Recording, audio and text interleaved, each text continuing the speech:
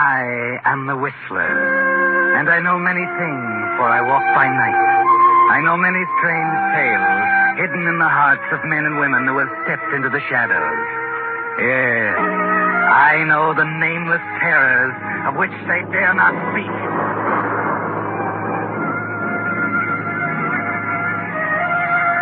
Yes, friends, it's time for the Whistler's Strange Story.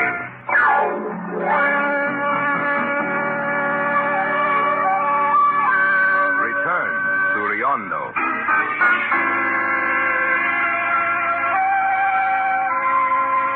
It was midday in the tiny Mexican village of Riondo. The air was still, quiet, and the streets a glaze of white-hot dust.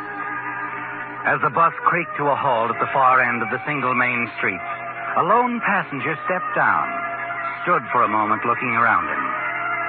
Moving away from the bus and along the street, it all came back to him.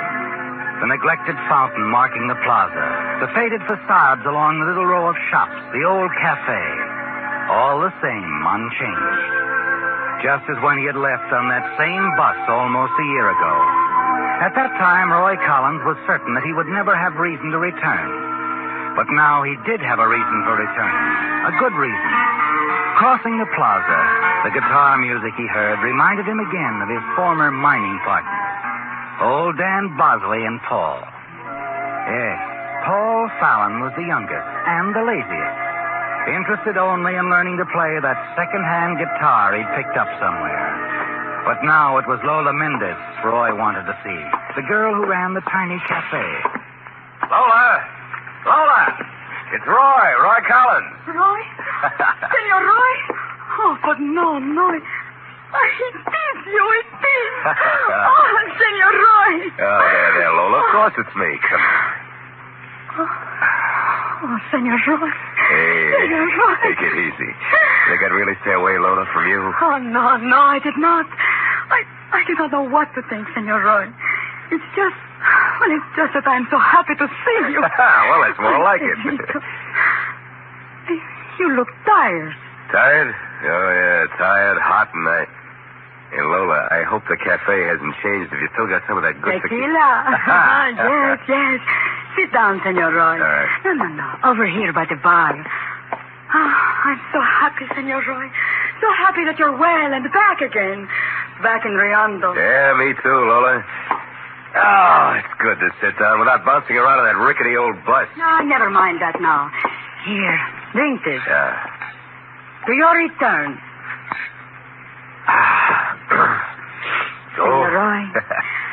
Senor Roy, are you back to stay? Or maybe just to see your old friend Dan Bosley, I don't know. I might look him up, maybe. I really came back to see you, Lola. Oh, that's nice. Yeah. How is Dan? Is he making out okay? Oh, see, he bought the watch, the silver one. I told you that in the letter I wrote. You asked me to let you know when he bought it. Yeah, that's right. So Dan got his silver watch, huh? Always said he would, didn't he? When he struck it rich. Yes. Is he still up in the hills in our old camp? I think so. Oh, see. Oh, Manuel. Manuel, look, it is Senor Roy. He's come back to us. Oh, yeah, the long arm of the law. Hello, Manuel. Senor Collins. Oh, sit down, Manuel. Have a drink with us. No, thank you, Lola. What's the matter, Manuel? Southwest Mountie always on duty? Always, senor. 24 hours of the day I am on duty. Oh, that's fine. That still amuses you, senor? Oh, sorry, Manuel. It's just that in this sleepy little joint... Nothing ever happens. I remember you always used to say that. Did I? Always. But you forget, senor, that Riondo is just one place, one village. Oh, Manuel has been promoted, Senor Roy.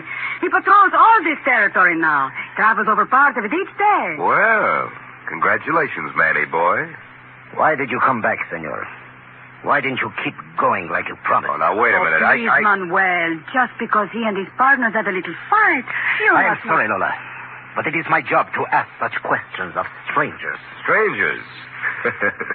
And hardly that, Manuel. I spent quite a few months here. Weeks, senor. You did not stay long enough to know Riondo, but long enough for us to know you. Well, now, I wouldn't say that. Neither would I. I will see you later, Lola. I have some reports to make out. But Manuel...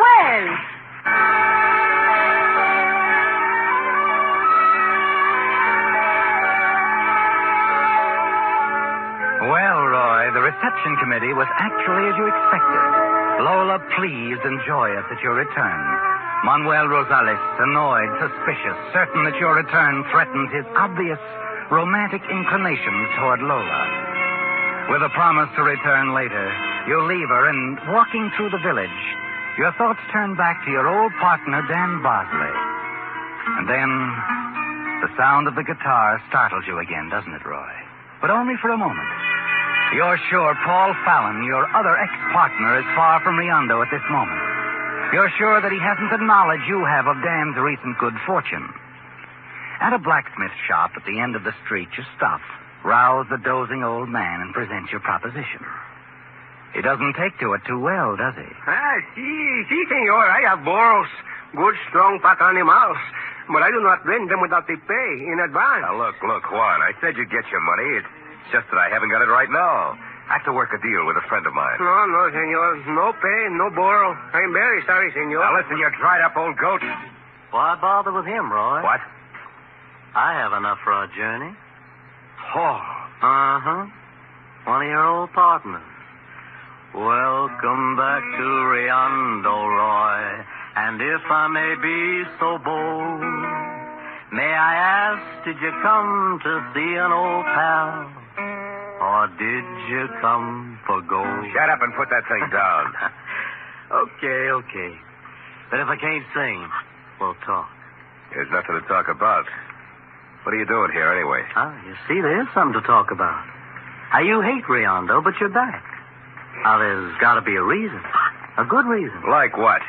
Well, like maybe our dear old ex-partner, Dan Bosley, making a strike. Did he? I wouldn't know. Neither would I. But we'll go see him, won't we, Roy? Sort of renew our old partnership, just like you figured. I didn't figure anything of the sort. No, not with me along, you didn't. But you'll lead me to him. Will I? You might as well get this straight, Roy. You're not going anywhere without me, partner. Oh, yes, we're right back in Riondo. Two of the unholy three. We're going to take Dan's gold away. Half for you and half for me.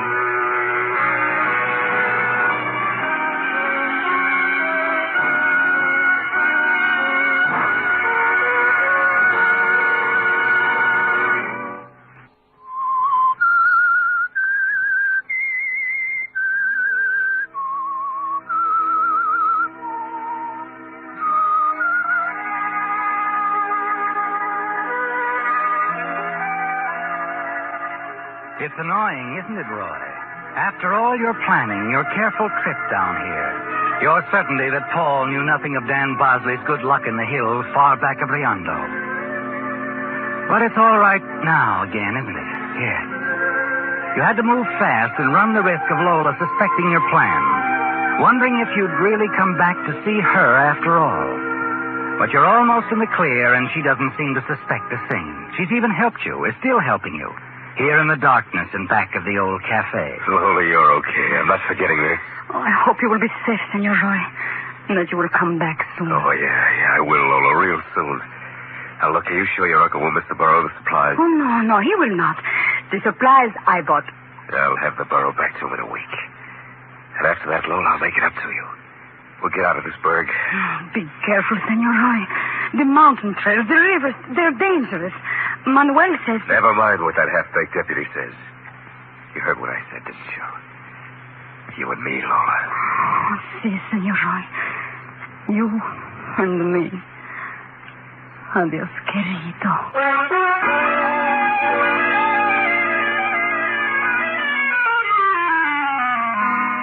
On the trail alone, with your movements covered by the night, and Lola's assurance that she'll say nothing to anyone.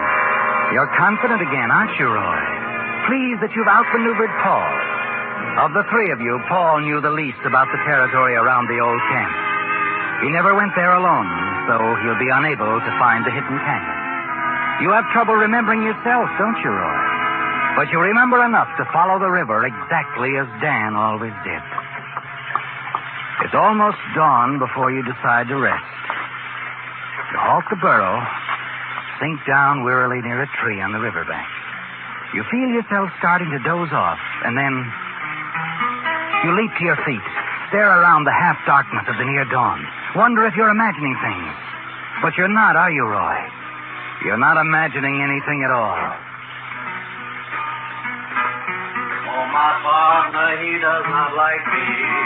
He slipped out of town and fled. But I found him now by this old tree. And I'll stick with him till I'm dead. Okay, Roy. Let's go see Dan, huh?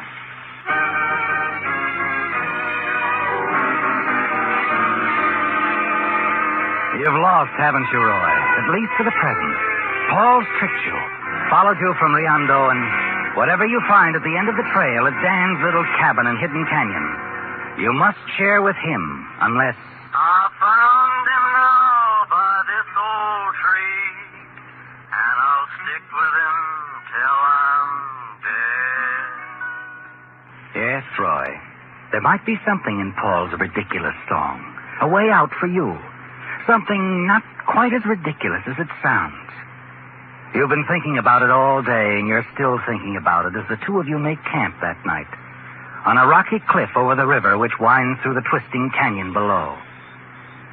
Then as you stand there looking down on the river, a ribbon of silver gleaming in the bright moonlight. Hey, Roy. Look down there along the river. Isn't that smoke? Yeah, Dan's place.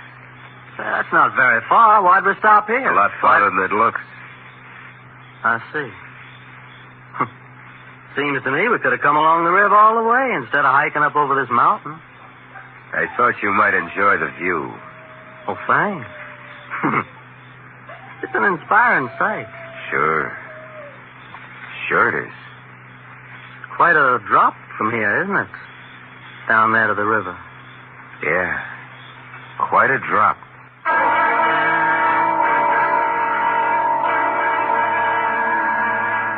The following morning finds you alone on the trail again, leading down the mountainside. And it's almost noon when you reach the river's edge. You stop for a moment, look up to the lone tree high above at the top of the cliffs where you were camped last night. Yes, it's a long drop, isn't it, Roy? Paul Fallon couldn't possibly have survived a fall like that. Then as you turn and start up the river, you freeze in your tracks as the bullet kicks up a tiny cloud of dust at the top of a nearby boulder. And then a smile crosses your face and you relax. Yet you don't make a move. You wait. And presently he appears, walking easily along the path, coming toward you. Hello, Dan. Roy? Yeah. Roy Collins, your old partner. Hiya, Dan. Didn't recognize you. Still pretty quick with a trigger finger, huh? But then you always were, cautious. I don't like strangers nosing around. Yeah, I know. So you're back, huh? Well, I'm pushing through, Dan, into the interior. Figured as long as I was in the neighborhood, I'd drop in, say hello. I see. Just passing through, huh? Yeah. Hey, look, you don't mind if I stay over a day or so, do you, Dan? I can stand the rest. No, I guess I don't mind. Come on, shack's down this way. Build me a new place after you, Paul, and I split up. You walk away casually. Then when you're a few hundred feet down the path, you look back. Dan hasn't moved. Now's your chance, Roy.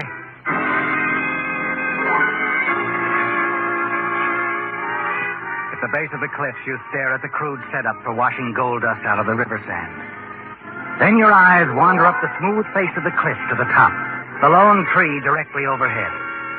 Paul must have fallen close by, but there's no sign of his body. You whirl at the sound. It's only a loose boulder, Roy.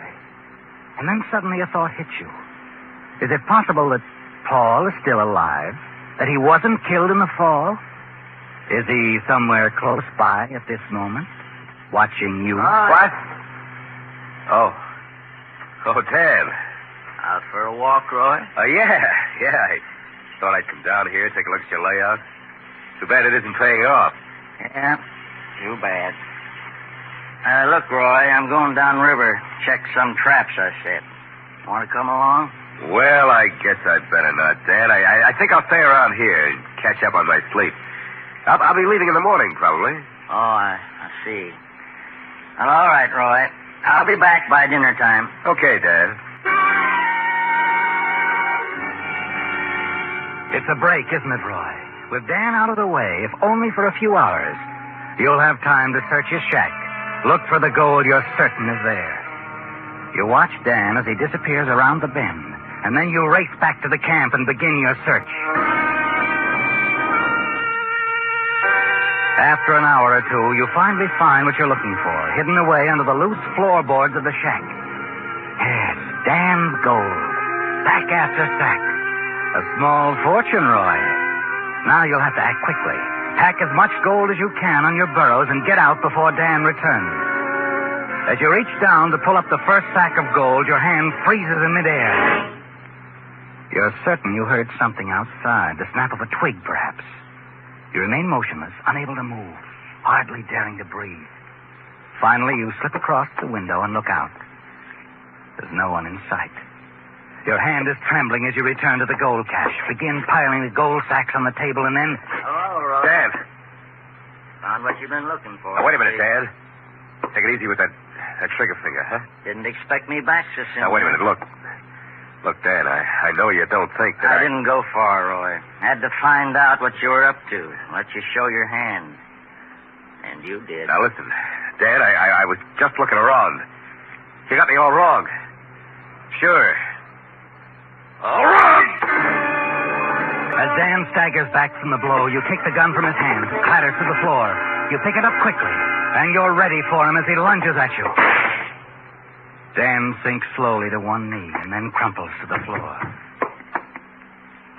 You really shouldn't have come back, Dan, not so soon. You won't get away, Roy. No? Look outside the burrow. I let him go. I was going to make you walk back to Riondo. Okay, Dan. I'll walk back. And I'll make it, partner. Even with all that gold I'll be carrying, your gold. No, you'll never get there.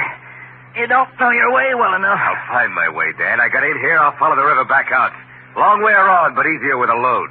The river? No, you'll never make it. That's where you're wrong, pal. I'll make it, all right. You're the one who isn't going to make it. They'll find me. Know what happened? Not right away. They won't find you. You know, Dan, when you dug that place under the floor to hide your gold, you were digging something else. Your own grave.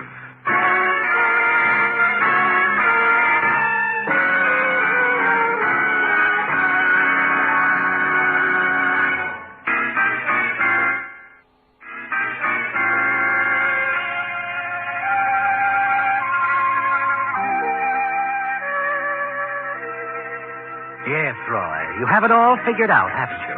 With Dan's body rolled under the floor of his shack and the loose boards back in place over it. You have only to pack all the gold you can carry into knapsacks, strap them onto your back, and then hurry to the river. At its edge, you stop a moment near the digging, wondering for a fleeting moment about Paul's body. What became of it? And then you have another idea. You can cover your tracks, can't you, Roy? So that if anyone else happened along, they won't know what direction you took. You wade along the river's edge, ankle deep. Move along for several yards in the cold water. And then a sudden clutching fear grips you as your feet seem to give way and you begin to sink. Now you know what happened to Paul's body. It fell into quicksand, Roy. And you've walked into the same quicksand. You don't know your way in these parts. The river. No, you'll never make it. Never make it. Frantically, you claw at the pack strapped to your shoulders. It's Dan Bosley's gold weighing you down, forcing you to sink deeper and deeper. Yes, Dan's gold. The gold you killed for, hurrying you to your own death. Desperately, you reach out, manage to grab the branch of a tree. But all you can do is hold on, try to keep from sinking deeper. Help! Help!